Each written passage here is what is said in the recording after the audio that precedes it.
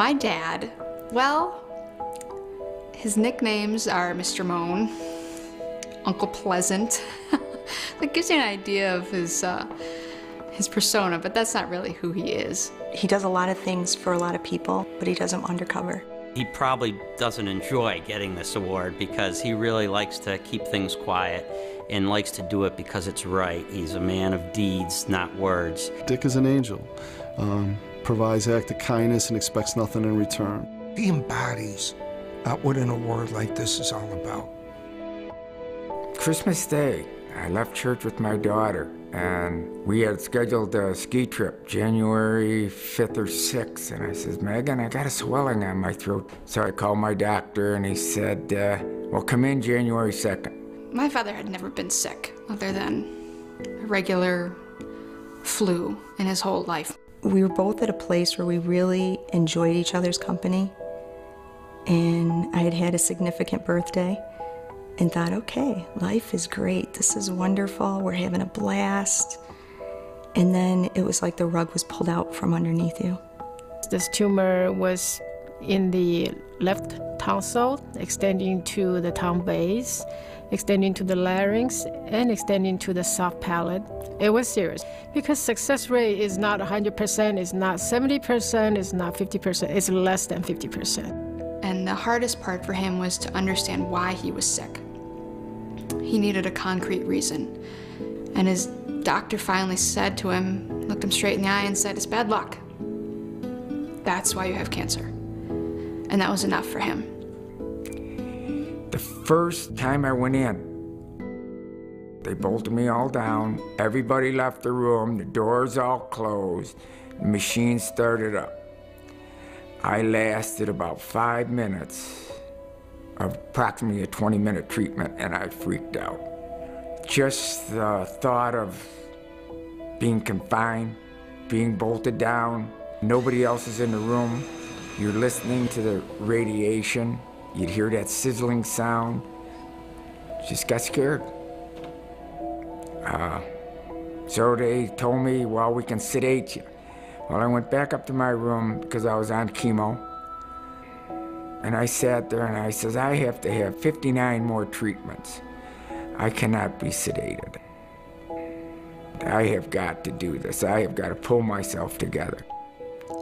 And he struggled along the way. You know, he wasn't always Uncle Pleasant about it, but he got through it the best that he could. Many people are very private, you know, when they have cancer, and I respect that. I'm not that type because I want to, you know, hopefully learn from someone. So within the first 3 days of me knowing I have cancer, my doorbell rings. I open the door and Dick Bell is standing on my front porch. No call, nothing, just rings the doorbell. Now, I knew Dick very casually because we belonged to the same club, but it was a, you know, hi Greg, hi Dick type thing. So he comes in and he looks at me very intently and he said, Greg, I'm here to help you through this. And from that point on, he was helpful in giving me advice. He would call, he'd say, I'll be in Thursday. I'm taking you to radiation today, and would insist on it.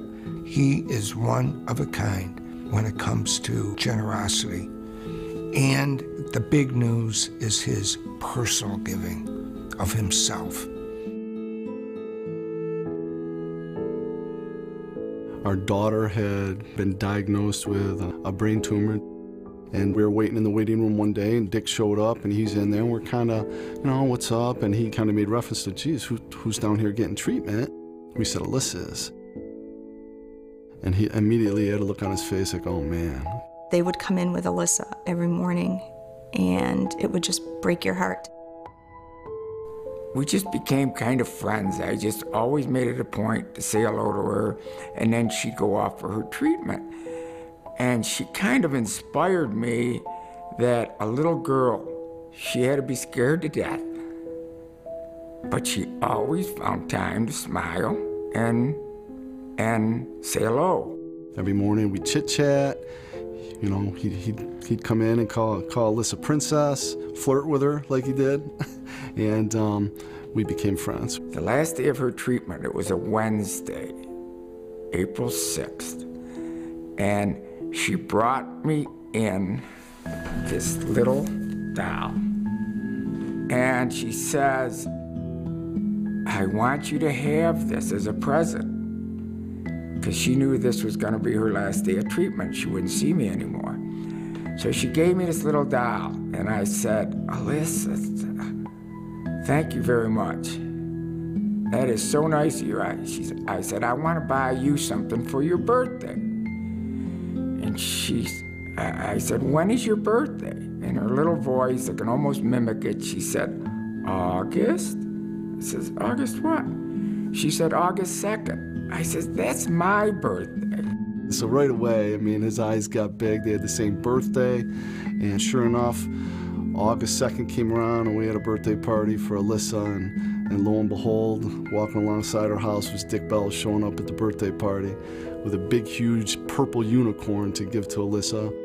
When Dick and Alyssa were going through their treatment, he learned of her wish to visit Disney World. And at the time, his voice was so bad he couldn't even talk. So he wrote on a Post-it note, get her to Disney World, make it happen. So I contacted Make-A-Wish. And we had no idea it was Dick Bell. Him doing something like that for us, it was just fantastic. Lori and I wanted to create as many positive experiences for Alyssa as possible, and going down to Disney World and getting the red carpet treatment down there. You know, we'll cherish those memories for a long time.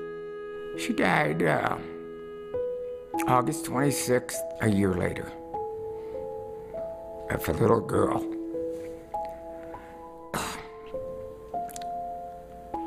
If a little girl doesn't grab your heart, something's wrong with you. There's people that are put into your life at a certain time for a certain reason. And I think she's one of those people. I think she touched everybody. Dick definitely has a little angel up there. She was an inspiration to Dick Bell. You know, we don't know at any time in life who may inspire us. And that tells everybody else that you don't have to be a superhuman or superhero to make a difference. He's a special guy, and I'm not afraid to say that I love this man for what he's all about. I look up to him.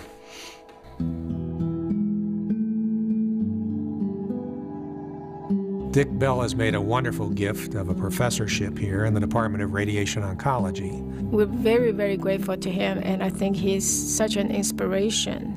He's often said, I owe my life to Dr. Chen. So he's talking, he gives me a call, and he said, are you, Greg, are you going to be at the club Friday night? And I said, I may, I'm not absolutely sure. He said, well, if you are, I want to talk to you about a Christmas gift I want to give Dr. Chen. So I thought, you know, what is he talking about? A Tiffany bowl? A beautiful scarf? So I ended up not going for some family reason that night.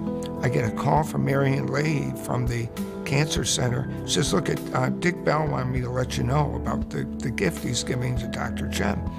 And I said, oh, what did he end up giving her? He said $1.5 million to the hospital. I almost fell off my chair. When the press release came out about his gift to the Cancer Center, my cousins all joked, Uncle Pleasant? Uncle Pleasant, I guess you're pleasant after all.